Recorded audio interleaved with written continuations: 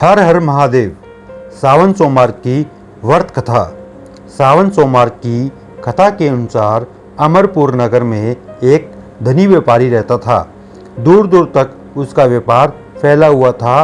नगर में उस व्यापारी का सभी लोग मान सम्मान करते थे। इतना सब कुछ होने पर भी वह व्यापारी अंतर्मन से बहुत दुखी था, क्योंकि उस व्यापारी का कोई पुत्र नहीं था। दिन रात उसे एक चिंता सताती रहती थी, उसकी मृत्यु के बाद उसके इतने बड़े व्यापार और धन संपत्ति को कौन संभालेगा। पुत्र पाने की इच्छा से वह व्यापारी प्रति सोमवार भगवान शिव की व्रत पूजा किया करता था। सायंकाल को व्यापारी शिव मंदिर में जाकर भगवान शिव के सामने घी का दीपक जलाया करता था। उस व्यापारी की भक्ति देखकर एक दिन पार्वती जी ने भगवान शिव से कहा, हे प्राणनाथ, यह व्यापारी आपका सच्चा भक्त है। कितने दिनों से सोमवार का व्रत और पूजा नियमित कर रहा है। भगवान, आप इस व्यापारी की मनोकामना अवश्य पूर्ण करें। भगवान शिव ने मुस्कुराते हुए कहा, हे पार्वती, इस संसार में सबको उसके कर्म के अनुसार फल की प्राप्ति होती है। प्राणी जैसा कर्म करते हैं उन्हें वैसा फल प्राप्त होता है। इसके बावजूद पार्वती जी नहीं मानी। उन्होंने आग्रह करते हुए कहा, नहीं प्राणनाथ, आपको इस व्यापारी की इच्छा पूरी करनी ही पड़ेगी। यह आपका अनन्य भक्त है। प्रति सोमवार आपका विधिवत व्रत रखता है और पूजा अर्चना के बाद आपको भोग लगाकर एक समय भोजन ग्रहण करता है।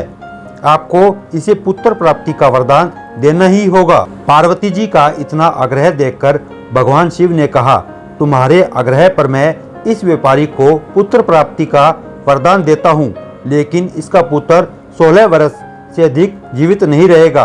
उसी रात भगवान शिव ने स्वप्न में उस व्यापारी को दर्शन देकर उसे पुत्र प्राप्ति का वरदान दिया और उसके पुत्र के 16 वर्ष तक जीवित रहने की बात भी बताई। भगवान के वरदान से व्यापारी को खुशी तो हुई, लेकिन पुत्र की अल्पायु की चिंता ने उस खुशी को नष्ट कर दिया। व्यापारी पहले की तरह सोमवार का विधिवत व्रत करता रहा। कुछ महीने पश्चात उसके घर अति सुंदर पुत्र उत्पन्न हुआ। पुत्र जन्म से व्यापारी के घर में खुशियां भर गई। बहुत धूमधाम से पुत्र जन्म समारोह बनाया गया। व्यापारी को पुत्र जन्म की अधिक खुशी नहीं हुई, क्योंकि उसे पुत्र की अल्पायु का रहस्य पता था। यह रहस्य घर में किसी को मालूम नहीं था। विद्वान ब्राह्मणों ने उस पुत्र का नाम अमर रखा। जब अमर 12 वर्ष का हुआ तो शिक्षा के लिए उसे वाराणसी भेजने का निश्चय हुआ। व्यापारी ने अमर के मामा दीपचंद को बुलाया और कहा कि अमर को शिक्षा प्राप्त करने के लिए वाराणसी छोड़ आओ। अमर अपने मामा के साथ शिक्षा प्राप्त करने के लिए चल दिया।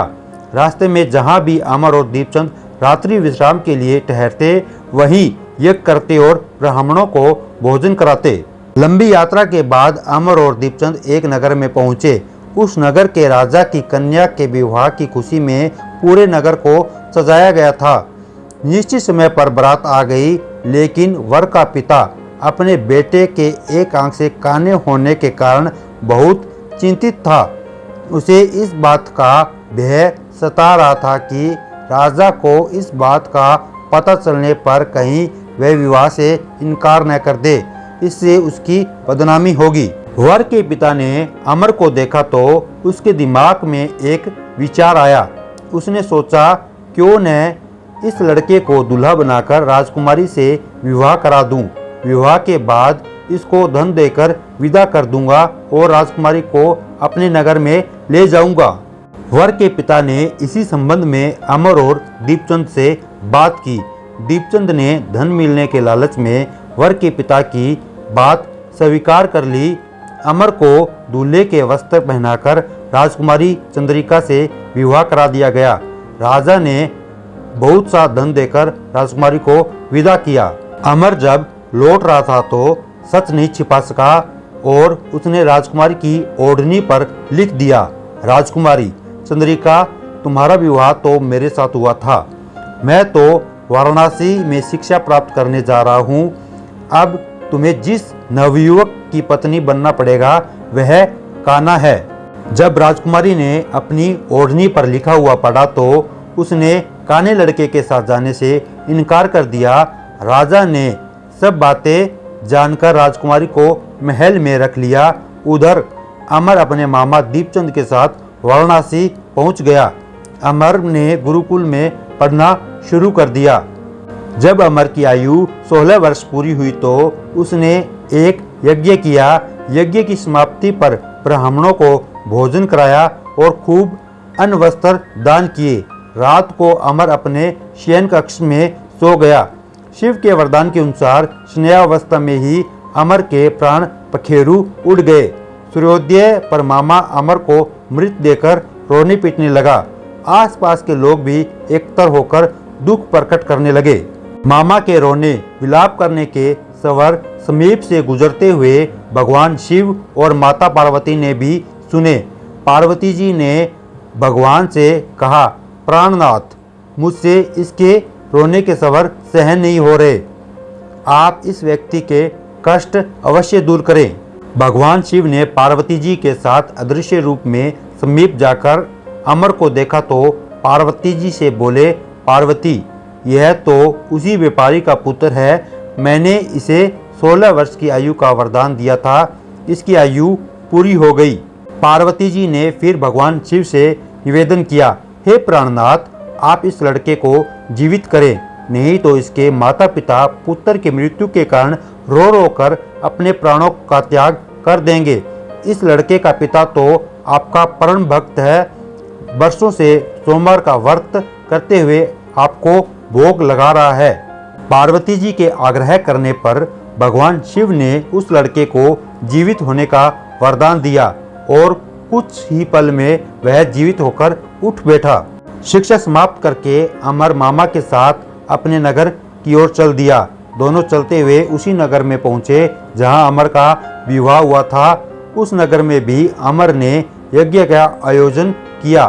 समीप से गुजरते हुए नगर के राजा ने यज्ञ का आयोजन देखा।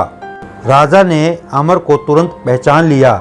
यज्ञ समाप्त होने पर राजा अमर और उसके मामा को महल ले गया और कुछ दिन उन्हें महल में रखकर बहुत सा धन वस्त्र देकर राजकुमारी के साथ विदा किया।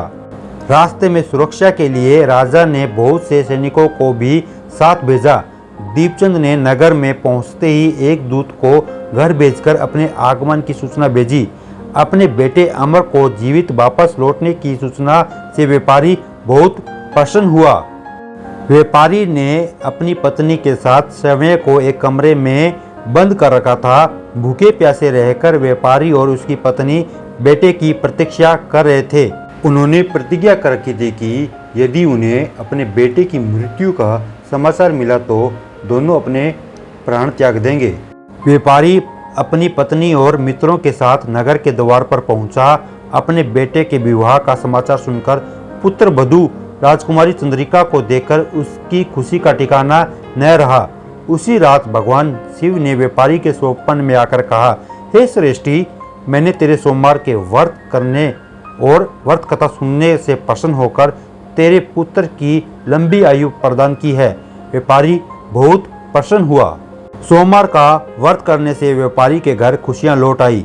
शास्त्रों में लिखा है कि जो स्त्री पुरुष सावन के सोमवार का विधिवत व्रत करते और व्रत कथा सुनते हैं उनकी सभी इच्छाएं पूरी होती है।